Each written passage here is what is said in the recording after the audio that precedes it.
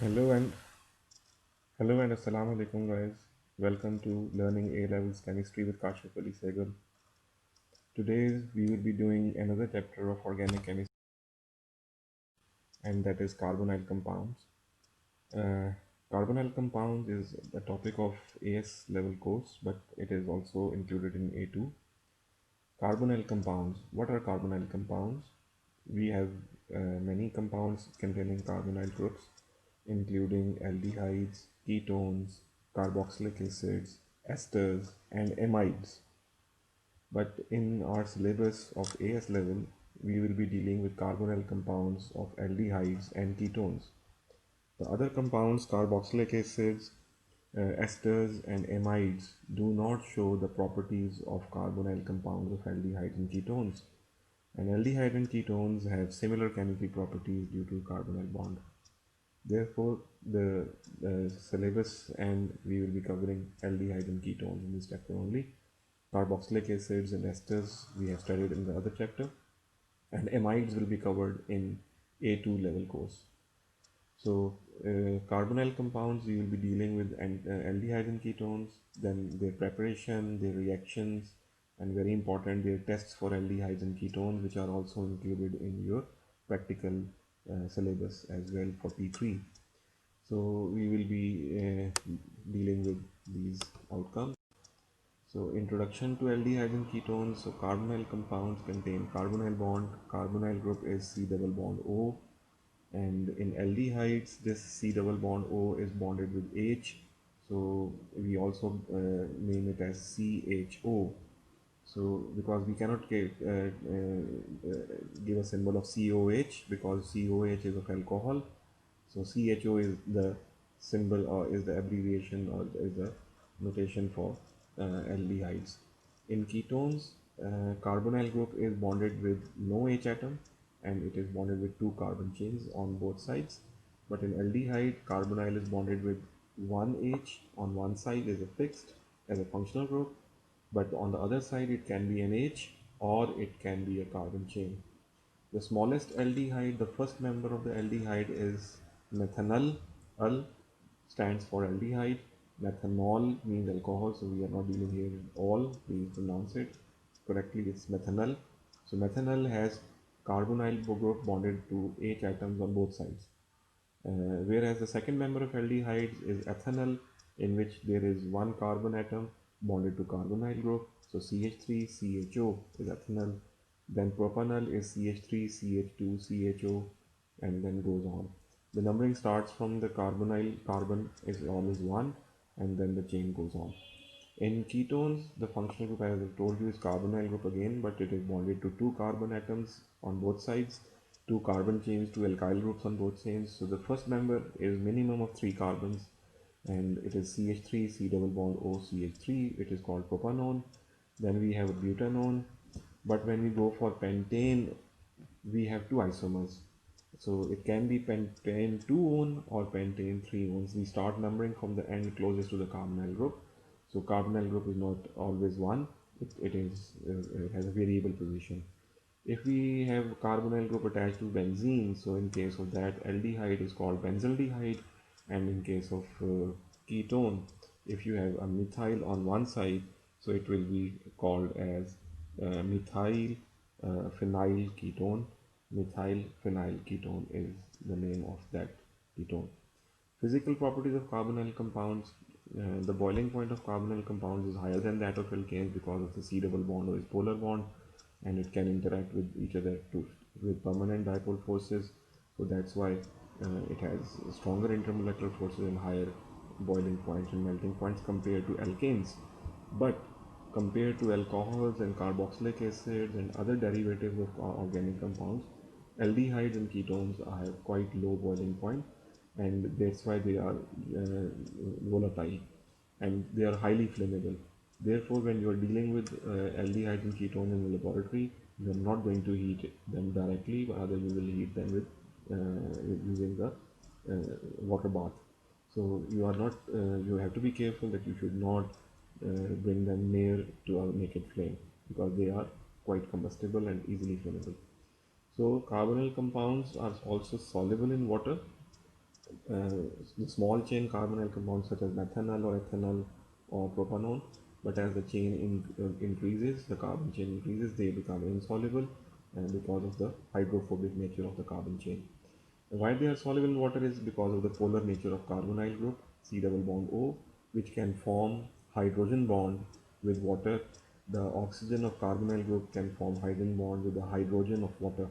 So that's why they can be soluble, but as I told you, the solubility decreases with the carbon chains due to hydrophobic nature. Uh, Preparation of aldehydes we have already studied before in the chapter of alcohols, but we are going to study them again. Preparation of aldehyde and ketones. So they are prepared by the oxidation of corresponding alcohols. Aldehydes are prepared by the oxidation of primary alcohols, and ketones are prepared by the oxidation of secondary alcohols. Primary alcohols are oxidized using the acidified potassium dichromate, and the condition is heat and condensation. You are not going to use heat and reflux, otherwise you will get carboxylic acid. But if you use heat and distillation, so you will get aldehyde. Why we use distillation? Because as soon as the primary alcohol is oxidized, first it changes to, as it can be seen in the reaction, first it changes to aldehyde. And aldehydes have lower boiling point than alcohols, because alcohols have hydrogen bonds and aldehydes have permanent dipole forces which are weaker than hydrogen bonds.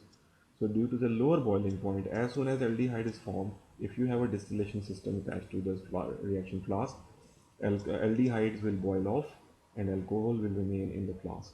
So in this way, the alcohol will keep on oxidizing to aldehyde and aldehyde is distilled off. Ketones are prepared by using secondary alcohol. Reagent is the same, acidified potassium dichromate, but in this case you will use heat and reflux, because secondary alcohols do not form any other product except ketones. And the OH, COH group in the middle of the chain is oxidized to C double bond O, and water is released. In both the reactions, aldehydes and ketones, the color change is the same, or potassium dichromate changes the color from orange to green. Reactions of aldehyde and ketones, so the reactivity is quite high. The carbonyl group is quite polar, and due to high electronegativity of oxygen, carbon is partially positive, and it has high positive nature, so it is prone to attack, it is open to attack by a nucleophile. You know, nucleophile, it has a lone pair and may be negatively charged, and it is attracted to positively charged carbon atom. So we will be studying nucleophilic reactions here, and the reactions done by aldehydes and ketones is called nucleophilic addition. We will study it later on, but first we will study the reduction and oxidation of aldehydes and ketones, and then we will study the nucleophilic addition reaction as well. For the reaction of reduction, both aldehydes and ketones can be reduced using the reagents such as lithium tetrahydroaluminate or sodium tetrahydroborate. You can call it as lithium aluminum hydride and sodium borohydride.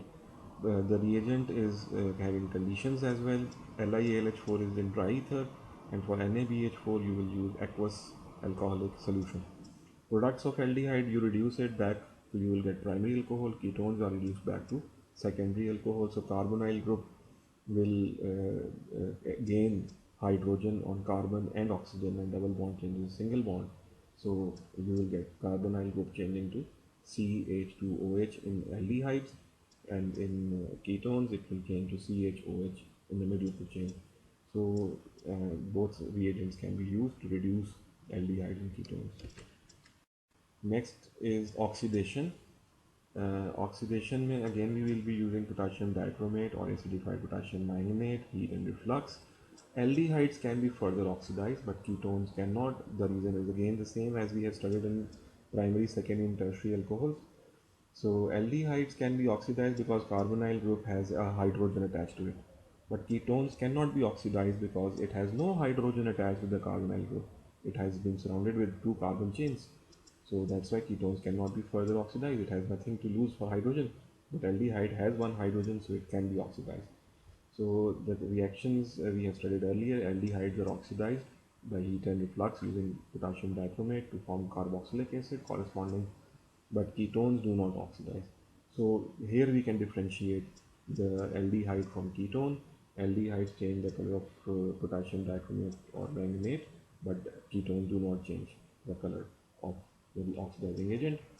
Next reaction is reaction with hydrogen cyanide, and this reaction is called nucleophilic addition. H and Cn will be added to carbonyl group. Added, I say added because carbonyl group has a double bond. So the double bond will change to single bond, and carbonyl will be adding H and Cn into the carbonyl group. The product is hydroxynitrile. You know, Cn when goes into the carbon chain, the compound is now called nitrile, but it will also have O and it will gain H, so it will also form hydroxy. So it will be hydroxynitrile. The reagent is hydrogen cyanide, but you need a catalyst. Condition is sodium cyanide with little of sulfuric acid to form HCN reaction. Nucleophilic addition reaction. So it has few stages. In the first stage, HCN do not react. The first stage of the reaction is cyanide ion from sodium cyanide will attack on the carbonyl carbon. Carbon is positive, partial positive, so lone pair of Cn negative will attack on carbon, and the pi bond breaks onto the oxygen to form an intermediate with a negative charge on oxygen. What happens next is this intermediate then attacks on the molecule of HCN, which is already polar, and this HCN breaks down to form H plus and Cn negative. H plus will be attracted by the negative oxygen atom in the intermediate to form OH, and Cn negative will be replaced out. So Cn negative basically is acting as a catalyst, and it is replaced. It is attacked in the first step, but it is coming out unchanged in the second step. So whether it is aldehyde or ketone, the reaction mechanism is the same, which is called nucleophilic addition in the carbonyl group to form hydroxynitrile. Next is test for aldehydes and ketones. We are studying a common test for aldehyde and ketone, and the reagent for common is 2,4-DNPH. This test can be used to distinguish aldehyde and ketone from other carbonyl compounds which do not show this reaction. 2,4-DNPH stands for 2,4-dinitrophenyl hydrazine, and phenyl stands for benzene. It has a hydrazine group which is NH2 single bond NH attached with the benzene, and then 2 and 4th position is attached with nitro. So 2,4-dinitrophenyl hydrazine is an orange solution. If we add aldehyde or ketone and heat the mixture in water bath, we will get an orange yellow precipitate in either the case. The reaction is kind of a condensation reaction in which carbonyl group attacks onto the hydrazine group to release water, and C double bond N is formed to form 2,4-dinitrophenyl hydrazone, which is an orange yellow precipitate. This reaction is not shown by carboxylic acids, esters or amides. So if you have 5 solutions of in which 2 of them is aldehyde and ketone, so only aldehyde and ketone will show this reaction of forming a precipitate, whereas carboxylic acids, esters and amides do not show this reaction. So we can